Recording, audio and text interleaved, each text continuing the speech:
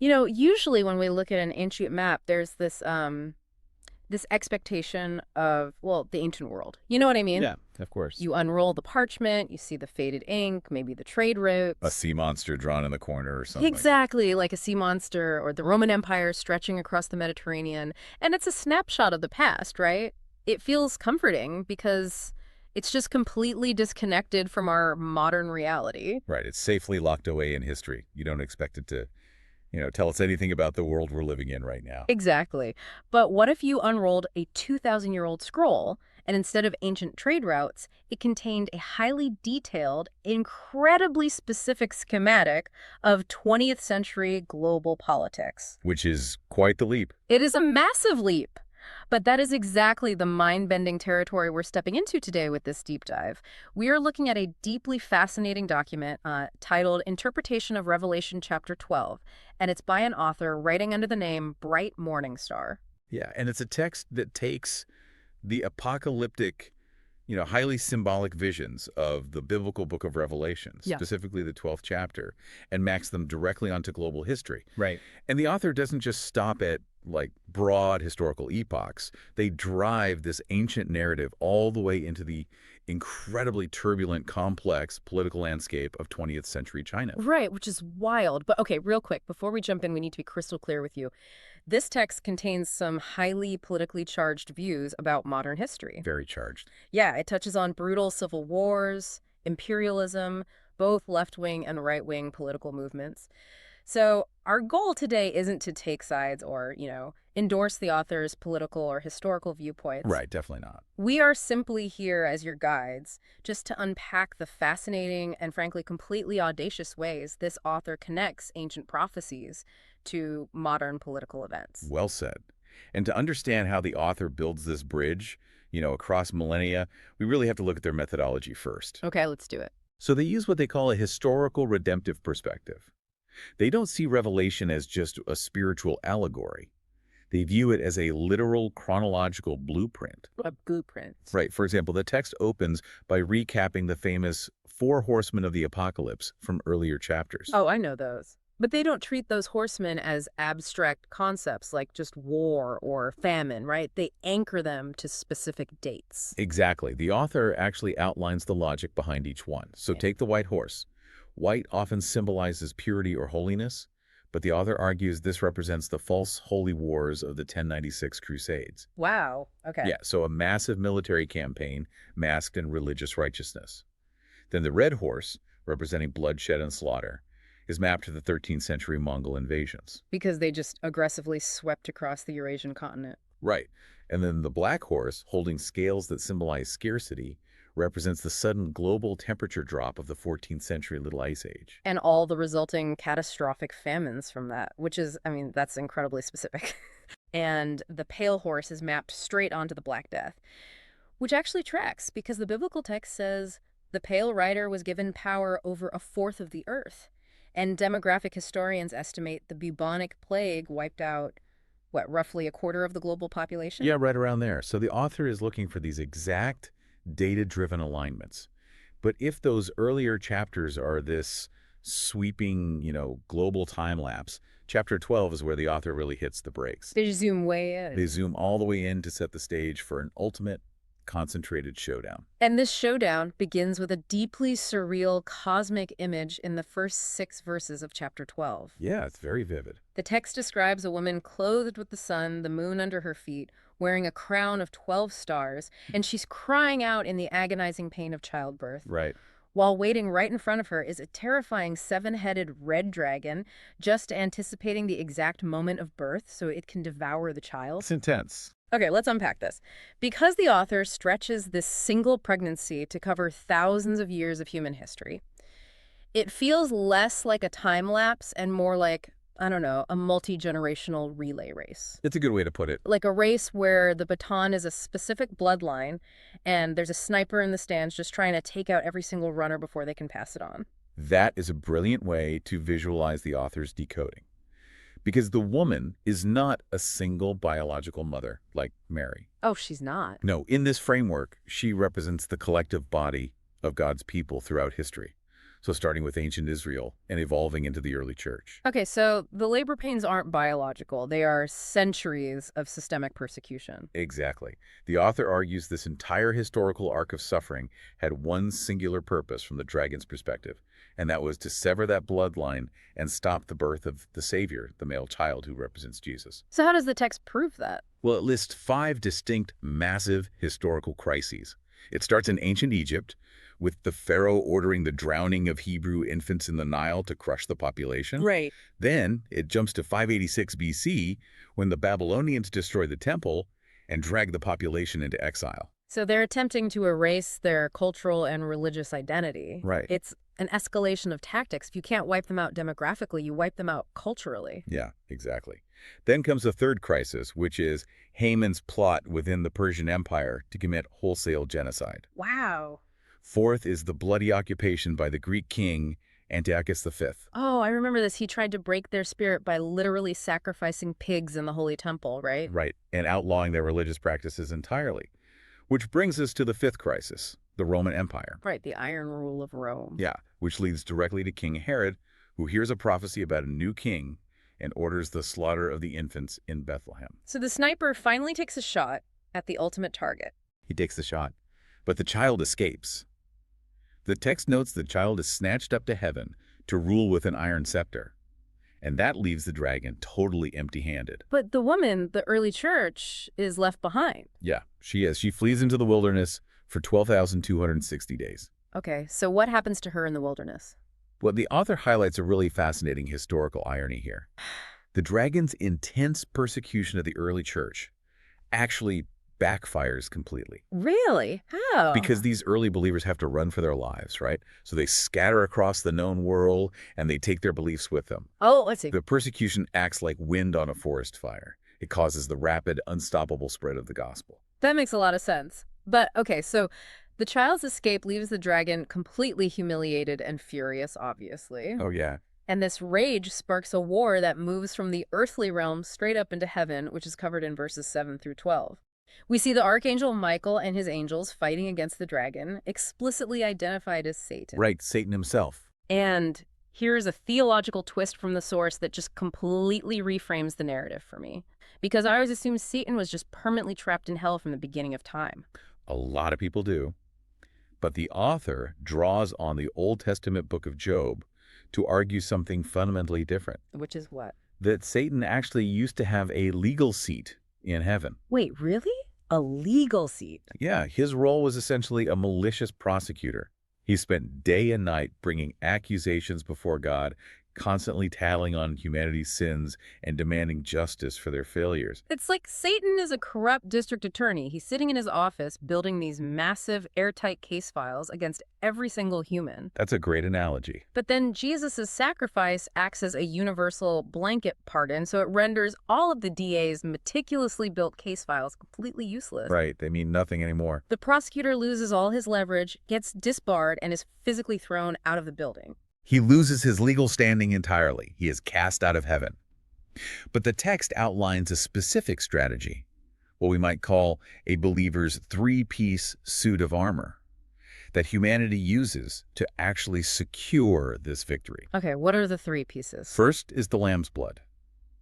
That acts as that universal pardon you mentioned, clearing the record so the prosecutor has no evidence to present. Got it. Second is the word of their testimony. So they use the truth to actively counter the dragon's lies and propaganda. And the third weapon? Fearlessness in the face of death. Which makes perfect sense, because if you aren't afraid of the death penalty, the corrupt DA has absolutely nothing to threaten you with. You completely neutralize his ultimate weapon. Exactly.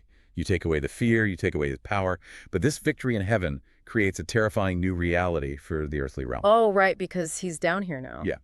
The author points out the biblical distinction between the sea and the land. The sea consistently represents chaos, danger, the abyss, while the land represents safety. Because the dragon is cast down and knows his time is running out, he dives into the earthly realm in an absolute chaotic rage. And according to the author's framework, he specifically targets the ends of the earth. Right, and this is the massive pivot in the text. This is where the geographic focus radically shifts. It's a huge shift. The author tracks the historical path of the gospel spreading globally and concludes that the ends of the earth refers specifically to the Far East. We are moving from ancient cosmic battles directly into 19th and 20th century China. We transition completely from the theology of angels and demons into the very real geopolitical powder keg of the late Qing Dynasty.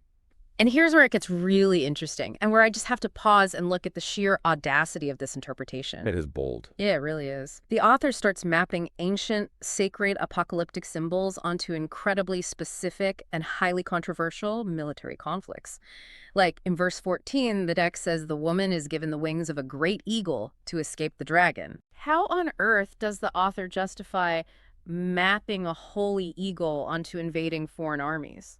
Well, again, looking at it objectively, it requires an understanding of what was happening in China around the year 1900. The author maps the dragon's renewed persecution to the Boxer Rebellion. Okay, right. This was a massive, violent uprising in the late Qing Dynasty, fueled by deep anti-foreign and anti-imperialist sentiment. The Boxers targeted and slaughtered foreign missionaries and tens of thousands of Chinese Christians. Because they viewed them as agents of Western imperialism. Exactly. So the author sees the dragon's wrath manifesting as this brutal physical extermination campaign. So where does the eagle come in?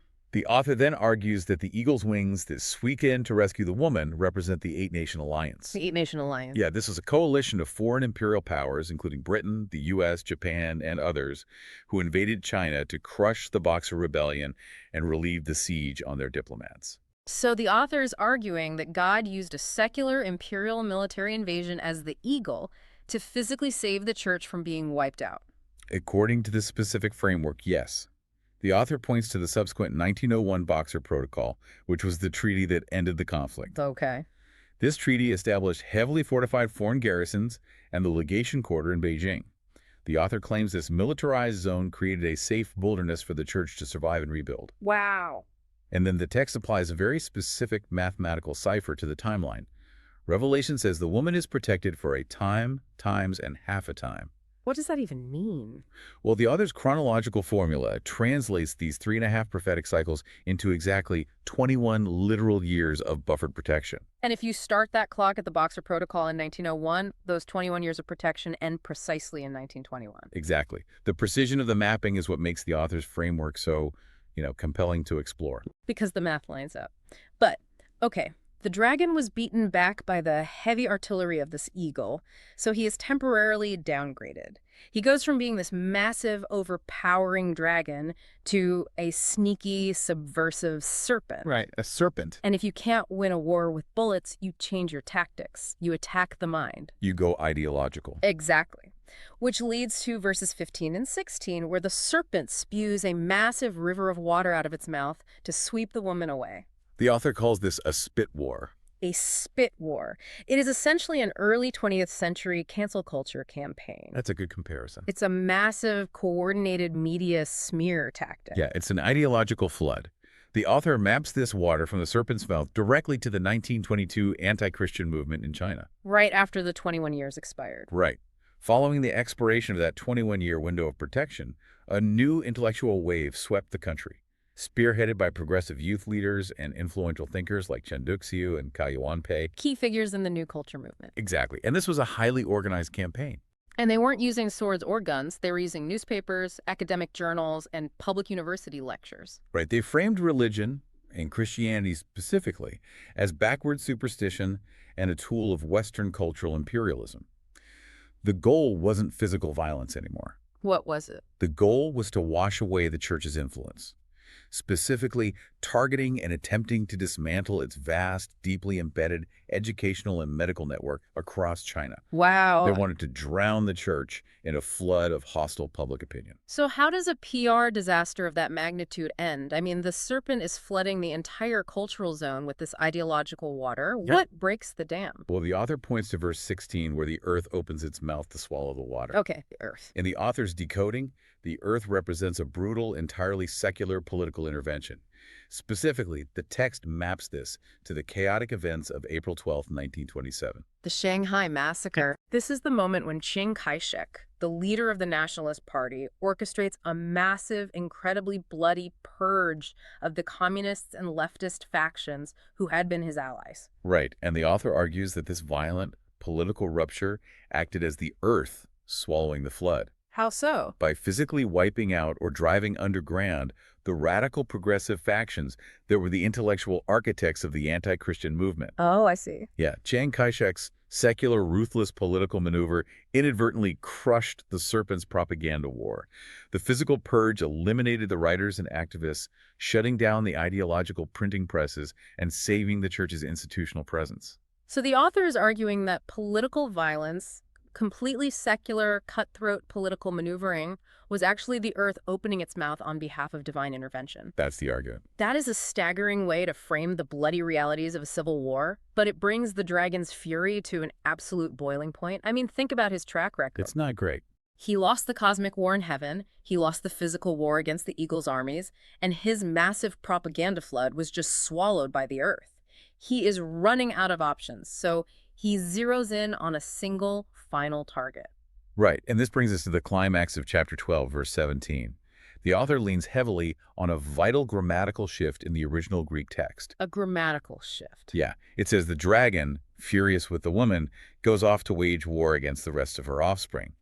But the original Greek word for offspring or seed is singular. Singular. It implies a specific individual. Okay, so out of millions of believers across the globe, who does the author claim is this single ultimate target of a cosmic multi-headed dragon? Well, keeping in mind that we're strictly analyzing the text's internal logic here, the author identifies this singular seed as Chiang Kai-shek himself. That is a massive claim. I mean, Chiang Kai-shek. How does the text justify elevating a deeply controversial 20th century political and military dictator into the singular focus of an ancient biblical prophecy? The author anchors this to the historical fact that Chiang Kai-shek formally converted and was baptized as a Christian in October 1930. Okay, 1930. The text argues that despite his heavy stigmatization globally and, the severe complexities of his political rule, God commemorated him as one who kept God's commands and maintained his testimony in the face of impossible odds. The author uses this incredible analogy of a mustard seed here. Oh, yeah. The dragon has fought archangels, he has fought empires, he has manipulated entire cultural movements, and he lost all of them. Every single one. Now, he is utterly humiliated because his final opponent is just a new single believer, one tiny mustard seed of a man holding a Bible. The dragon's ego just can't take it, so he focuses all of his remaining cosmic wrath on this one political figure. Which sets up the final ominous image of the chapter. The text says the dragon stands on the shore of the sea, waiting. The shore of the sea. Yeah, and we have to return to that biblical symbolism we mentioned earlier. The sea is the abyss of evil and chaos. So the dragon is standing on the edge of the abyss, gathering his strength. How does that translate to 1930s China? The author maps this final image to a highly specific geopolitical event in 1931. The establishment of the Chinese Soviet Republic in the city of Ruijin. Okay. This was a rival state set up by the communist forces. According to the text, the dragon is backed by the chaotic sea, which the author interprets as the immense, shadowy power of the Soviet Union and the Comintern. Right. This global communist network was providing the ideological framework, the financial backing, and the organizational muscle for this new regime in Ruijin. So the chapter ends with the pieces on the board set for a total unavoidable collision. The dragon, backed by the infinite resources of this chaotic sea, preparing for a final ideological and literal battle against this singular seed. Exactly. The text stops right on the precipice of that war. The sheer scale of what we've just explored is genuinely staggering. I mean, when you step back and look at the architecture of this document, regardless of your personal politics or how you view these historical figures, it reveals something really profound about the enduring utility of ancient texts. It really does. It shows how people use highly symbolic apocalyptic literature as, like, a decoder ring. It's a way to process the terrifying chaos of modern warfare, shifting empires, and ideological revolutions. It's taking the most unpredictable, violent parts of the 20th century and finding a 2,000-year-old blueprint that says, look, this was all expected. It highlights a deeply ingrained human reality, honestly. Humanity has an innate psychological need for order. Right. When we look at the chaotic brutality of modern history, the purges, the famines, the endless civil wars, it often feels entirely random and meaningless. Just noise. Yeah. But what if our drive to map ancient prophecies onto modern politics isn't just an exercise in predicting the future? What if it is a desperate, distinctly human attempt to prove that even in our darkest, most violent chapters, someone, somewhere, is still writing the script. Wow, that is a fascinating thought to sit with as you look at the news today. Thank you so much for joining us on this custom deep dive. We hope it gave you a completely new perspective on how ancient history and modern chaos can collide. Keep questioning the narratives around you, keep looking for those hidden maps, and we'll catch you next time.